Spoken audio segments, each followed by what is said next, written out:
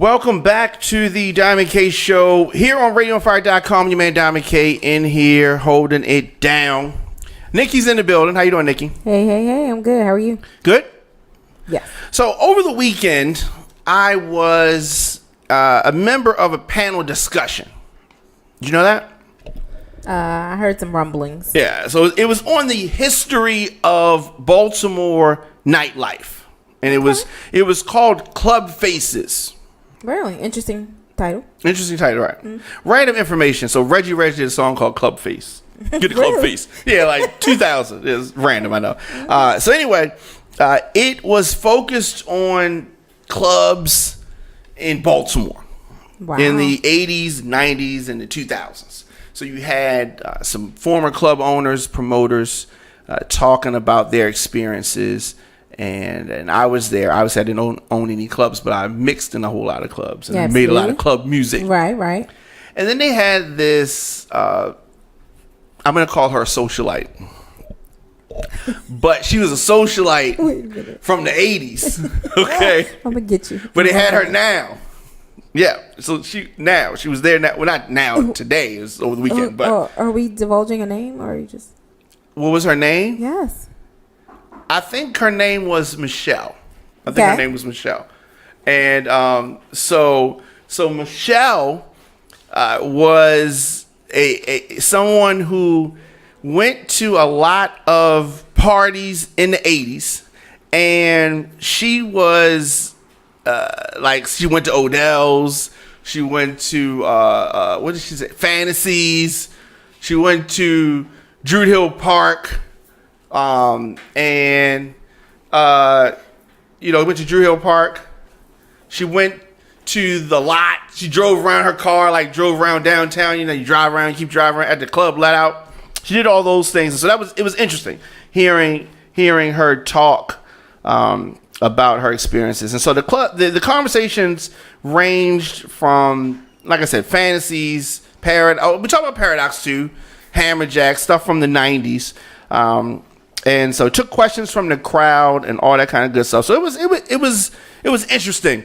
I shared some stories, but the old timers that were in there, they like to talk. So I didn't get a chance to get a whole lot. I got a little bit of stuff in there, but it was good. So it was good. You had a good weekend? Yes, I did. What did you do? None of my business. Okay, fine. We don't need to know. Okay, that's fine. It's a secret. I was hoping that you weren't going to share. Actually, coming soon. Yeah, I was hoping you weren't going to even say. I was hoping you was going to say nothing and didn't do anything. Yeah. Because sad news. We'll dive right in. Sad news. Sad news out of Baltimore. Okay. So, a dangerous situation today happened. Could have been much worse. Mm-hmm. But a shooting took place inside a methadone clinic here in Baltimore, the 2100 block of Maryland Avenue. So, I mean, we can't throw a rock there, but it's not that far. Close enough. Close enough. So, a patient said that a gunman demanded a large container of medication, methadone, and held the nurse at gunpoint, actually. Police received the call just after 7 a.m. today of an armed person. And according to the police commissioner, Michael Harrison, by the time the officers arrived, the gunman had already fired 2 shots. And Harrison said that the officers tried to de-escalate the situation, but the suspect actually began shooting at the officer. And so suspect fired upon the officer. Gunfire was returned, and so the suspect actually shot the officer, 25-year veteran of the Northern District, shot in the lower abdomen under his bulletproof vest. Okay, it can happen. Have you worn a bulletproof vest before? No. Okay, I have. It can happen. What? Wait a minute. You have? Wow. Yeah. You know what? I'm not even gonna ask. Why did I wear a bulletproof vest? Yes. All right. So. Okay. All right, fine. Because when the time when I was doing it, I realized maybe this is ridiculous. So at the club. I used to work at a club. Okay. And worked at a lot of clubs, but so I'm DJing at a club, and before you establish a relationship with the bouncers, Right, okay. Because y'all are there early, and the only people that get more action than the DJ is the bouncer, Okay. because girls want to get in the club. Well, when you say action, what do you mean? Is that an old word? Yeah. Is action an old word? Absolutely. Do I sound old? Action. What? Action. What is that? Attention from the ladies. There we go. Okay. You had to break it down a little bit. Action. Yeah. So anyway, so sometimes the bouncers, I would grab the bouncers, Okay. vest. Okay. And I would put it on sometimes, and I'm a DJ in this. Just so you know, wearing a vest outside of your clothes is against the law. Okay, you're not supposed to do that. Okay. Yeah. So Okay. just so you know, random information. But then I got to the point where I would wear it under just because I thought it was cool. It's very hot. I was gonna kinda say, isn't it hot? It's ridiculous. Okay. You know what I mean? It's ridiculous. But did that actually. random. Real Random. extra. So getting back to methadone, and some people have heard this word a lot, and I think that they don't know what it is. Okay. So tell people what methadone is.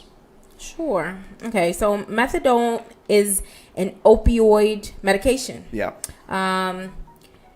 Methadone reduces withdrawal symptoms in people addicted to heroin and other narcotic drugs without causing the high, and it's in quotes, associated with the drug addiction. Methadone is used as a pain reliever and is part of drug addiction detoxification and maintenance programs.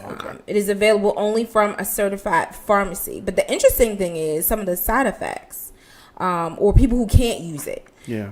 So if you have severe asthma or breathing problems or a blockage in your stomach or intestines, you cannot use it. Okay. So I don't know how Yes. effective. Yeah. So basically, it is something that is used to wean them off of one substance and put them on something else that's more that's regulated. Right. Ultimately. Right. Okay. So the gentleman, suspect, citizen, went into this methadone clinic demanding some of that stuff. So it appears to me that it has an addictive nature. I'm assuming. Absolutely. Yeah. It seems like you're trading one for the other. I don't understand. You're trading the cold for the flu. Yes, like you're jumping out of the frying pan into the fire. I don't understand how methadone. You know when they say get that? it. Let's go to that. So when you say, because people throw around these cliches all the time, and I like to dissect cliches. So when you say jumping out of the frying pan into the fire, Yes. that's worse. Right. Jumping into the fire is worse than the frying pan. I think. But a lot of people use that and say just one as bad as the other. But I think that is worse. So, do you think that is the proper use of the cliche? Do you think that methadone is worse than they said it's used for heroin? Well, yeah. For weaning them off of heroin? Yes. Which one is worse, do you think? Well, I don't know personally. However, what I think is if you have the hopes of being your addiction being curbed, okay, and you get actually the thing that you're thinking will help you. Now you're addicted to it to the point that you were addicted to the heroin. I think that's a misconception. Like, it gives you false hope. That's just what I think. That's interesting. You know, like, I think we probably need to have someone here that works in this industry at a later date. But to me, if it's a part of a process where they were on heroin, and then we put them on this methadone, and then the next step is to put them on aspirin. I'm just throwing something out there. Right. And then the next step is to put them on nothing. If that is the process, boom, makes sense. But I don't know if that's the process. I think the process is just keeping them on methadone, forever. in perpetuity. Yes, because it's regulated. That's what I'm thinking. So I want to sit and talk with somebody about that, and we're going to do that at a later date. Okay. But real quick, running this down, the police officer, as I said, was alert and conscious when he was taken into surgery earlier today. Stable condition, and he is, just so you know, he is an authorized rifleman. If you were wondering why he had a rifle, It's because he's authorized to carry that. Okay. All right. So there were a lot of things that were thrown out here that I want to say. So now, the police commissioner also said that the suspect and another man were found in a separate room suffering from gunshot wounds. They were taken to the hospital and later died. Okay, so there's another guy who was killed. Okay. All right. Now, the police commissioner wanted to point out that our guy only shot one person. We don't know what happened to this other guy. Okay. And but as I said, the fact remains that there were two people found dead, one of them being the shooter and another gentleman. So we got to figure that out. Right. So the police automatically put, hey, we didn't shoot him. Okay. So that is neither here nor there. We will see about that. Of course, you listen to the Diamond K Show if you're just tuning in. And if you are tired of mainstream media misrepresenting the truth and spinning things, because I think that people spin things, I encourage people to become a premium subscriber to Radio on Fire. We are the voice of urban America. And RadioOnFire.com/join is where you go. So in addition to the officer and the other two men that were shot at the clinic, later found to be deceased, an employee was also injured. She, however, not life-threatening injuries. So one officer is to be commended. He is 32 years old, 3-year veteran. He put his life in danger. Because it's dangerous. Absolutely. Put his life in danger during this gunfight to pull his supervisor out of the way after he got shot. Wow, that's heroic. Yeah, okay, it is. So you know what my question was? I hear all this. It was OK Corral and all that kind of thing. OK Corral and the methadone clinic. Okay. All of that.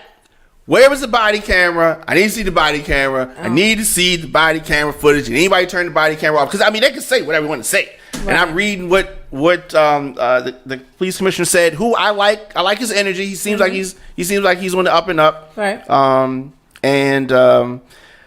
But they say the body cameras was on, and they have been reviewing the footage. Now, that's fine and nice. I want to see the body camera footage. Okay. Well, we'll see what happens. Yeah, we'll see what happens. Definitely, we'll see what happens. Let us know your thoughts in the comments section. Instagram, Facebook, Twitter, at The Diamond K Show, at Radio on Fire. Nikki, thank you as always. You're welcome. And we are now dropping shows twice a day, 9 a.m., 12 noon, radioonfire.com. Hit the share button, hit the like button, subscribe button, however you are hearing this transmission. And thank you, as I said, always. Okay?